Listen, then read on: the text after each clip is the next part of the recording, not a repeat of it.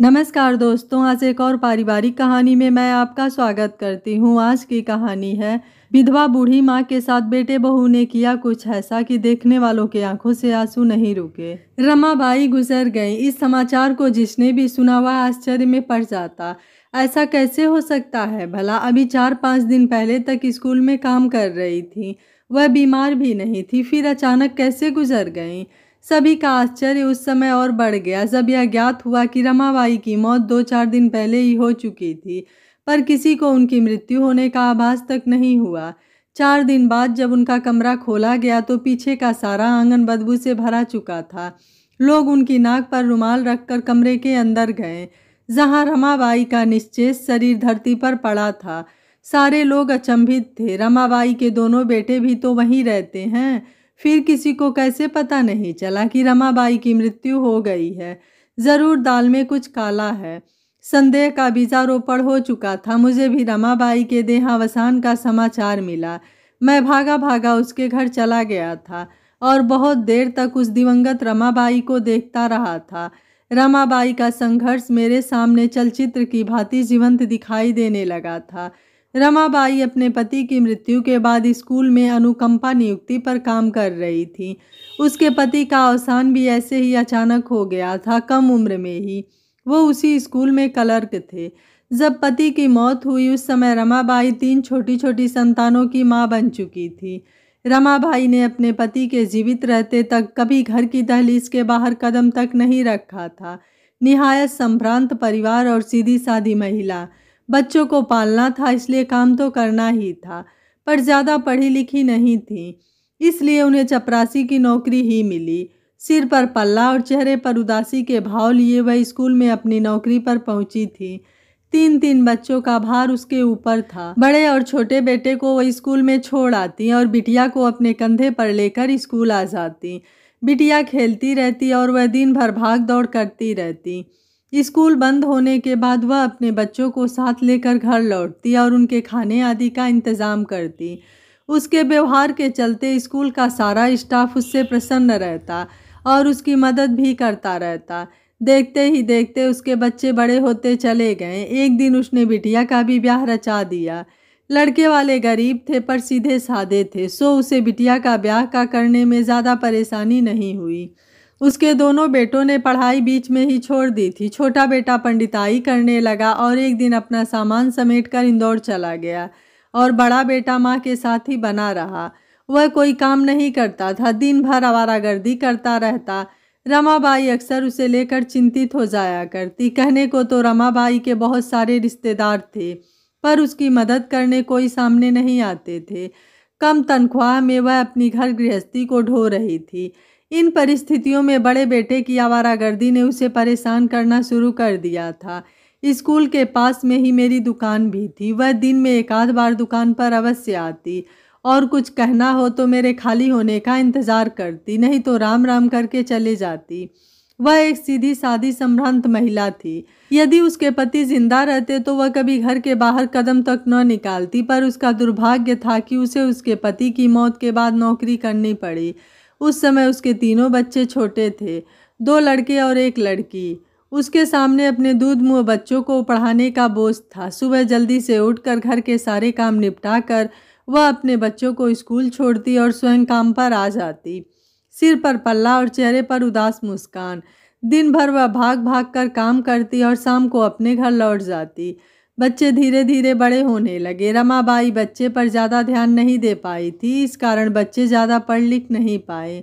छोटा बेटा तो पंडिताई करने लगा और इंदौर में जाकर रहने लगा। बड़ा बेटा आवारागर्दी करने लगा। सर, मैं सोच रही थी जीपीएफ के कुछ पैसे निकाल कर बड़े बेटे का एक ट्रैक्टर दिलवा दूं। क्यों? और जानती हो ट्रैक्टर कितने का आएगा? बेटा कह रहा था कि बैंक से कर्जा में ट्रैक्टर मिल जाता है। मिल तो जाता है, पर इतने सारे पैसे लौटाओगी कैसे? वो बेटा जिद कर रहा है कि ट्रैक्टर लेना है। उसके जिद करने से क्या, तुम खुद भी सोच समझ कर निर्णय लो। उसने 2 दिन से खाना नहीं खाया। कह रहा है कि जब तक ट्रैक्टर नहीं लेकर दोगी तब तक खाना नहीं खाऊंगा। उसके चक्कर में मैंने भी 2 दिन से खाना नहीं खाया। मैं चुप रहा। मुझे समझ में नहीं आ रहा था कि मैं क्या बोलूं। अच्छा सर जी, मैं जाती हूँ, बैंक जाकर पता करती हूँ। वह चली गई। कुछ महीनों तक रमाबाई ने अपने घर के संबंध में कोई बात नहीं की थी। मुझे लगने लगा था कि अब बड़े बेटे का काम भी जम गया होगा और रमाबाई का भार भी हल्का हो गया होगा। एक दिन रमाबाई को उसका बेटा मोटरसाइकिल से छोड़ने आया। सर जी, बेटे को मोटरसाइकिल दिला दी है, उसे काम के लिए यहाँ वहाँ जाना होता था और मुझे भी यहाँ स्कूल आना पड़ता है। वह कह रहा था कि रोज़ मुझे स्कूल छोड़ दिया करेगा। कंपनी वालों ने ही फाइनेंस कर दी है। मैं कुछ नहीं बोला। कुछ दिन तक मैं रमाबाई को रोज़ मोटरसाइकिल पर आते और जाते हुए देखता रहा। गर्मियों के अवकाश के कारण रमाबाई से मेरी कोई मुलाकात नहीं हुई थी। रमाबाई के प्रति मेरी हमदर्दी बढ़ती जा रही थी। उसके चेहरे की उदासी और उसका संघर्ष मुझे हर पल उसकी मदद करने के लिए प्रेरित करता था, पर वह मुझसे कोई मदद कभी नहीं लेती थी, केवल चर्चा भर करती थी और मेरी सलाह को भी नज़रअंदाज कर देती थी। इसके बावजूद मुझे उसे सलाह देते रहना अच्छा लगता था। मैं उसमें नारी सशक्तिकरण की संभावनाएं खोजने का प्रयास करता था। वैसे तो रमाबाई जितना अपनी नौकरी में कमाती है उससे वह पूर्ण संतुष्टि के साथ जीवन यापन कर सकती थी, पर उसका बेटा उसका संघर्ष बढ़ा रहा था। स्वाभाविक रूप से उसका स्नेह अपने बेटे के प्रति अधिक था, इसलिए वह बेटे की जिद के आगे झुक जाती और न चाहते हुए भी अथवा मेरी सलाह को भी नज़रअंदाज करते हुए वह अपने भविष्य को दांव पर लगा देती। मेरा उससे कोई नाता नहीं था और न ही उसके पति से मेरे कोई प्रगाढ़ संबंध थे, फिर भी एक मातृत्व अटैचमेंट में महसूस करता था। गर्मियों के अवकाश के बाद वह स्कूल आई थी, पर मुझसे मिली नहीं थी। हो सकता है मेरे पास आने का समय न मिला हो, पर कुछ दिन बाद जब वह मिली तो उनके उदास चेहरे को मैंने पढ़ लिया था। रमाबाई, कुछ उदास हो? कुछ नहीं सर, उसने पल्लू से अपनी आंखें पूछी। कुछ तो बात है, पर रहने दो, तुम बताना नहीं चाहती। वह खामोश रही। मैंने भी बात को जानने का प्रयास नहीं किया। रमाबाई अब मोटरसाइकिल से नहीं आ जा रही थी। वह लगभग भागते हुए सी स्कूल आती और वैसे ही भागते हुए सी वापस लौटती। मैं उसे आते जाते देखता रहता। एक दिन रमाबाई ने अपने बेटे की शादी का कार्ड मुझे दिया, पर अभी तो लगन ही नहीं है ना? 1 दिन की है। ओ हाँ, तो क्या शादी जल्दी बन गई? वो मेरा बेटा मान ही नहीं रहा है तो करनी पड़ रही है। अच्छा, उसकी पसंद की हो रही है? जी। उसने और कोई बात नहीं की और वह चली गई। मैं बहुत देर तक उसके जीवन में घट रहे घटनाक्रम को समझने का प्रयास करता रहा। मैंने महसूस किया था कि वह अपने बेटे का शादी कार्ड देते समय भी प्रसन्न नहीं थी। रमाबाई जब अपनी बिटिया की शादी का कार्ड देने आई थी तब उसके चेहरे पर जो प्रसन्नता थी वह अभी नदारद थी। तब उसने जिद करके बोला था, सर, आप जैसे बड़े लोग मेरी बेटी के ब्याह में आएंगे तो हमें अच्छा लगेगा, आप आइएगा ज़रूर। उसके इस स्नेहामंत्रण के कारण मैं उसकी बिटिया की शादी में गया भी था, पर इस बार उसका आमंत्रण वैसा नहीं था, केवल औपचारिकता सा लग रहा था। हो सकता है वह बेटे की शादी की जिद के कारण उदास हो, पर लड़की तो उसके समाज की ही है तो उसे उदास नहीं होना चाहिए, ऐसा मैंने सोचा। रमाबाई की बेटी की शादी में मैं गया था, पर रमाबाई नहीं मिली थी। मैं करीब 1 आध घंटे वहाँ रहा। रमाबाई का छोटा बेटा जो इंदौर में रहता था वह भी शादी में आया हुआ था। चारों ओर उल्लास का माहौल था, सभी नाच गा रहे थे। उनके हंसते हुए चेहरों में मैं रमाबाई का उदास चेहरा देख रहा था। शादी के संपन्न हो जाने के 1 आध सप्ताह बाद रमाबाई स्कूल आई थी। उसके तन पर नई पीली साड़ी थी और चेहरे पर मुस्कान। उसका बड़ा बेटा उसे छोड़ने आया था। सर, भगवान जी की कृपा से शादी अच्छी हो गई। रमाबाई की बातों में उत्साह था, मुझे अच्छा लगा। बहू कैसी है? बहुत अच्छी सर जी, मेरा बहुत ध्यान रखती है। चलो, अच्छा हुआ रमाबाई, अब तुमको कुछ आराम मिलेगा। रमाबाई के दिन अच्छे कटते दिखाई देने लगे थे। वह दिन भर स्कूल में खुशी खुशी काम करती और उसका बेटा शाम को उसे लेने आता। वह उसके साथ घर लौट जाती। उसके चेहरे पर रंगत नजर आने लगी थी। रमाबाई काम के प्रति बहुत ईमानदार थी। वह पूरे समर्पण के साथ काम करती। स्कूल की हर कक्षा की सफाई करती, बाहर मैदान में झाड़ू लगाती और स्कूल के स्टाफ का ध्यान भी रखती। स्कूल के सारे स्टाफ की वह चहेती थी। दोपहर में जब स्कूल की आधी छुट्टी होती तब वह स्टाफ को चाय पिलाकर खाना का डिब्बा खोलकर जल्दी जल्दी खाना खिलाती। कई बार वह काम के चलते खाना खा भी नहीं पाती, पर फिर भी उसके चेहरे पर मुस्कान बनी रहती। बेटे की शादी के बाद उसकी बहू नए डब्बे में स्वादिष्ट खाना रखने लगी। जिसे वह बहुत चाव से खाती। रमाबाई दिन भर अपनी बहू की तारीफ करती रहती। सभी को संतुष्टि हो रही थी कि रमाबाई अब सुख से दिन व्यतीत कर रही है। बेचारी ने अपने जीवन में बहुत कष्ट सहन किए हैं। रमाबाई 2 दिन बाद स्कूल आई थी। उसके माथे पर पट्टी बंधी थी, चेहरा कुम्हलाया हुआ था। वैसे तो उसने स्टाफ को यही बताया था कि वह गिर गई थी, जिसके कारण उसके माथे पर चोट लग गई है, पर मेरे सामने वह फपक फपक कर रो पड़ी थी। सर जी, मेरी कोई गलती नहीं थी। अब बड़ा बेटा का काम अच्छा चल रहा है तो मैंने इस बार की तनख्वाह में से कुछ रुपए छोटे बेटे को भेज दिए थे। बताओ सर जी, यह गलत था क्या? बड़े बेटे ने जब मेरी तनख्वाह में कम रुपए देखे तो वो नाराज़ हो गया और डांटने लगा। फिर उसने मुझे वह सुबक पड़ी। मुझे भी आश्चर्य हुआ, कोई बेटा भला अपनी माँ को मार भी सकता है। मैं चुप रहा। बहू ने भी मुझे बुरा भला कहा। उसकी आंखों से लगातार आंसू बह रहे थे। तुमने कुछ खाया? नहीं सर, कल शाम से जब मैं स्कूल से घर लौटी तब से कुछ नहीं खाया। बहू ने भी नहीं कहा खाने को? नहीं, वह भी मुझे गालियां ही दे रही थी। रमाबाई की सिसकी की आवाज़ अब चारों ओर फैलती जा रही थी। तुम कुछ खाओगी? मैं बुलवा दूं? नहीं सर, अब तो जीने की इच्छा ही खत्म हो गई है।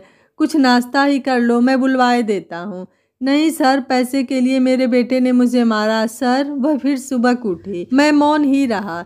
छोटे बेटे का भी तो अधिकार है। मैंने उसको कुछ पैसे भेज भी दिए तो क्या गलत किया मैंने? यदि सर मैं कमाती नहीं तो मेरा बेटा तो मुझे घर से ही निकाल देता। मैंने कर्जा लेकर उसे ट्रैक्टर दिलवाया, मोटरसाइकिल दिलवाई, पूरी तनख्वाह उसे देती रही। इतना सब करने के बाद भी उसने मुझे मारा सर, गिलास फेंक कर मारा। मेरे माथे पर चोट लगी और खून बहता रहा। उसे फिर भी दया नहीं आई। बहू ने भी गालियां दी सर। उसके रोने की आवाज़ उसके हलक के नीचे ही गुम होती जा रही थी। मैं उसकी वेदना को महसूस कर रहा था। उसका दर्द चोट लगने का नहीं था, उसका दर्द तो उसके बेटे और बहू के व्यवहार का ज़्यादा था। मैं चाहकर भी उनके पारिवारिक मामले में हस्तक्षेप करना नहीं चाह रहा था। रमाबाई बहुत देर तक मेरे पास आंसू बहाती रही थी और फिर अपना चेहरा पोंछ कर स्कूल चली गई। वह शायद किसी को भी अपने बेटे की करतूत बताना नहीं चाह रही थी। मैं जानता था कि रमाबाई जब अपनी पूरी वेदना शब्दों में और आंसुओं में बहा देगी तब उसका मन कुछ हल्का हो जाएगा। मेरे बहुत कहने के बावजूद भी उसने कुछ नहीं खाया था। वह चली गई, पर मैं बहुत देर तक उसकी वेदना को महसूस करता रहा था। रमाबाई ने एक अलग कमरा किराए पर ले लिया था और नए सिरे से अपने आप को संभालने की असफल चेष्टा कर रही थी। गाहे बगाहे वह मेरे पास आकर अपना दर्द बयां कर जाती। मैं केवल उसका हौसला ही बढ़ा सकता था, जो मैं कर भी रहा था। वह स्वाभिमानी थी, इसलिए वह किसी किस्म की मदद नहीं लेती थी। सर जी, आपके पास आकर मैं रो लेती हूँ, मेरा दर्द हल्का हो जाता है। मैं किसी और के सामने रो भी तो नहीं सकती। आपका यह एहसान ही मेरे लिए बहुत है। रमाबाई अक्सर ऐसा कहकर मुझे चुप करा देती। एक दिन उसने बताया था कि उसका छोटा बेटा इंदौर से वापस यहीं आने वाला है। कह रहा था कि माँ, आप परेशानी की हालत में हो, ऐसे में मेरा मन भी बाहर नहीं लग रहा है। चलो अच्छा है, वह आ जाएगा तो आपको कुछ मदद मिलेगी, मैंने उससे बोला। हाँ सर, इसलिए मैंने भी उसे आने का बोल दिया है। रमाबाई का छोटा बेटा वापस आ गया था और माँ के साथ ही किराए के मकान में रहने लगा था। रमाबाई ने उधारी करके एक दुकान उसके लिए खुलवा दी थी। छोटा बेटा उसे स्कूल छोड़ने आता और लेने भी आता। रमाबाई अपने पुराने दर्द की टीस लिए नई जिंदगी में रमती जा रही थी। बड़े बेटे को संतान प्राप्ति हुई। रमाबाई बहुत प्रसन्न थी। उनका बहुत मन कर रहा था कि अपने पोते को देखने जाएं, पर वह नहीं जा पाई। पर छोटा बेटा तो बड़े बेटे से मिलता रहता था, सो वह ही गया और आकर अपनी माँ को सब कुछ बताया। साथ ही यह भी बताया कि बड़ा बेटा पैतृक मकान में उसका हिस्सा देने को तैयार है। छोटे बेटे के पास कुछ जमा पूंजी थी और कुछ रमाबाई ने अपने जीपीएफ फंड से निकाल ली थी, जिसके चलते मकान का काम प्रारंभ कर दिया गया। बड़े बेटे के मकान से लगकर छोटे बेटे के मकान का काम चल रहा था। रमाबाई पूरी तल्लीनता और उत्साह के साथ उसमें हाथ बटा रही थी। अपनी पूरी की पूरी तनख्वाह वह मकान में लगा रही थी। कर्जा बन रहा था, उसे भी चुकता कर देने का वायदा कर रही थी। मकान के पीछे का कमरा रमाबाई ने नहीं तोड़ने दिया था। इसमें कुल देवता की पूजा होती है, इसलिए इसे बिना तोड़े ही सुधार लो। बेटे ने माँ की बात मान ली। मकान का काम खत्म होते ही छोटे बेटे के रिश्ते आने लगे। रमाबाई ने एक परिचित परिवार में उसका रिश्ता तय कर दिया, शादी भी कर दी। रमाबाई अपने छोटे बेटे और बहू के साथ नए मकान में रहने लगी थी। बड़े बेटे के साथ भी उनके संबंध बेहतर होते जा रहे थे। वह स्कूल से लौटने के बाद नाती को अपनी छाती से चिपकाए घूमती रहती थी। छोटे बेटे की दुकानदारी भी जम गई थी, पर फिर भी रमाबाई घर की ज़रूरतों की पूरी अपनी तनख्वाह से ही करती। वह बड़े बेटे के परिवार की ज़रूरतों को भी पूरा करती। उधारी चुकाने के चलते उनके पास कुछ ज़्यादा बचता नहीं था। सर देखो, मैंने नाती के लिए सोने की हाय बनवाई है। एक अंगूठी मेरे पास रखी थी ना, अब मैं तो अंगूठी पहनती नहीं हूँ, सोचा नाती के लिए हाय ही बनवा दूँ। उसने उत्साह और आतुरता के साथ मेरे सामने डिब्बी में से हाय निकाल कर रख दी थी। अरे ये तो बहुत वज़नदार है, इतना सोना कोई बच्चे को पहनाता है क्या? क्या करूँ सर जी, अंगूठी वज़नदार थी ना, तो सुनार बोला कि सोना वापस ले लो या उसके पैसे ले लो। मुझे लगा कि पैसे तो अभी खर्च हो जाएंगे और बचा सोना ले भी लिया तो कहीं भी रख कर गुम हो जाएगा, तो बेकार ही चला जाएगा ना, इसलिए मैंने हाय को ही वज़नदार बनवा दिया। उसने भोलेपन से जवाब दिया। मैं कुछ नहीं बोला, मैं उसके पारिवारिक मामलों में कुछ बोलता भी नहीं था, पर मैं जानता था कि रमाबाई का यह कदम आत्मघाती कदम है। उसकी छोटी बहू इसे बर्दाश्त नहीं करेगी। शायद हुआ भी यही था। रमाबाई ने खुलकर तो कुछ नहीं बताया, पर इतना ज़रूर बताया कि छोटी बहू ने नाती को हाय देने ही नहीं दी और गुस्से में उसे कचरे में फेंक दी। रमाबाई की छोटी बहू से तनातनी प्रारंभ हो गई थी। छोटे बेटे ने भी डांटा। बड़े बेटे को जब सोने की हाय के बारे में पता चला तो उसकी भी भौहें तन गई। एक दिन जब वह स्कूल आई थी, तभी दोनों बेटों ने मिलकर उसके सामान की खाना तलाशी ली और उसके सारे जेवर दोनों ने आपस में बांट लिए। शाम को जब वह लौटी तब तक उसका सारा सामान पीछे बने कुल देवता के कमरे में रखा जा चुका था। वह हतप्रभ सी खड़ी रह गई थी। उसकी आंखों के सामने दोनों बहुओं और बेटों ने उससे कोई बात नहीं की। उसके स्कूल से लौटते ही लपक कर उसकी छाती से चिपक जाने वाला नन्हा पोता अपनी माँ की गोद से आह्लादित भावों से उसे देख रहा था। शायद वह रमाबाई की गोद में आने के लिए जोर लगा रहा था, पर उसकी माँ उसे कसकर पकड़े थी। उसे समझ में नहीं आ रहा था कि आखिर उससे गलती कहाँ हो गई, जिसके चलते उसके दोनों बेटे और बहू उसके दुश्मन बन गए। अपनी आंखों से बहते आंसुओं के बीच उसने अपने बेटे बहू के सामने हाथ जोड़ लिए थे। मुझसे कोई गलती हो गई क्या बेटा? किसी ने कोई जवाब नहीं दिया। उसने अपने हाथों से अपने चेहरे को ढक लिया। वह सुबक पड़ी थी। उसके रोने की आवाज़ चारों ओर फैलती जा रही थी। उसके बेटों और बहुओं पर इसका कोई असर नहीं हो रहा था। माँ की गोद में बैठा पोता रोने लगा था। वह गोदी से उतार दिए जाने का प्रयास कर रहा था, पर उसकी माँ उसे ऐसा नहीं करने दे रही थी। बड़ी बहू ने उसे खींचकर घसीटते हुए पीछे वाले कमरे के सामने लाकर छोड़ दिया था। रमाबाई की आंखों से आंसू लगातार बह रहे थे। वह बार बार विनती कर रही थी, मुझे क्षमा कर दो बेटा, मुझे नहीं मालूम कि मुझसे क्या गलती हुई, पर फिर भी मैं हाथ जोड़ रही हूँ, मुझे क्षमा कर दो। उसने कातर निगाहों से अपने छोटे बेटे की ओर देखा। उसने अपना मुंह घुमा लिया।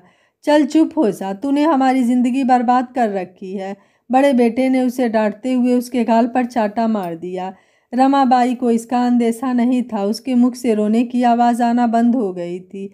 वह एक हाथ से अपने गाल को सहला रही थी। वह समझ गई थी कि अब कुछ भी मिन्नत करना बेकार है। वह तो केवल अपनी गलती समझ लेना चाह रही थी, जो कोई बताने को तैयार नहीं था। उसने एक बार फिर अपनी दोनों बहुओं की ओर देखा, जो उसे हिकारत भरी नज़रों से देख रही थी। फिर उसने अपने बेटों को देखा, जो उसे गुस्से से देख रहे थे। उसने अपने नाती को देखा। उसके चेहरे पर ममत्व के भाव थे। उसने अपनी निगाहों को झुका लिया। अब उसकी आंखों में आंसू नहीं थे, उनमें कुछ दृढ़ निश्चय के भाव दिखाई दे रहे थे। उसने कमरे का दरवाज़ा खोला, जहां उसका सामान बिखरा पड़ा था। अंदर जाने के बाद उसने अपने कमरे को बंद कर लिया था। वह हताश और निराश अपने नए ठिकाने पर जाकर पड़ी रही थी। रमाबाई उस कमरे से फिर कभी बाहर नहीं निकली। किसी ने भी उसके बारे में जानने का कोई प्रयास भी नहीं किया। रमाबाई जब 2 दिन तक बगैर बताए स्कूल नहीं पहुंची तो प्राचार्य ने रमाबाई की खोजबीन की। उसके बेटों ने रमाबाई के बारे में कुछ भी जानकारी होने से मना कर दिया। चपरासी को रमाबाई का कमरा दिखा दिया था। चपरासी बहुत देर तक कमरे का दरवाज़ा खटखटा कर रमाबाई को आवाज़ें देता रहा, पर जब अंदर से कोई जवाब नहीं मिला तो उसकी घबराहट बढ़ गई। आनन फानन में रमाबाई के कमरे के दरवाजे को तोड़ा गया, जहां रमाबाई का चेतना शून्य शरीर दिखाई दिया। सभी को समझ में आ चुका था कि रमाबाई देह को त्याग चुकी हैं। डॉक्टर को तो खैर औपचारिकता के लिए बुलाया गया था। उसने नब्ज हाथ में लेकर बता दिया था कि रमाबाई की मृत्यु हुए तो 3-4 दिन हो चुके हैं। मुझे भी उसकी मौत की खबर लगी थी। मैं भी भागता हुआ सा वहां पहुंचा था। मैं एकटक रमाबाई के चेहरे को देख रहा था, जिसमें उसके जीवन के संघर्ष की पूरी दास्तां दिखाई दे रही थी। सर जी, औरत का जीवन ऐसा ही होता है, घुट घुट कर करता है सारा जीवन, मेरी तरह ही। मैं थके कदमों से लौट आया था, उसके अंतिम संस्कार में सहभागी हुए बिना।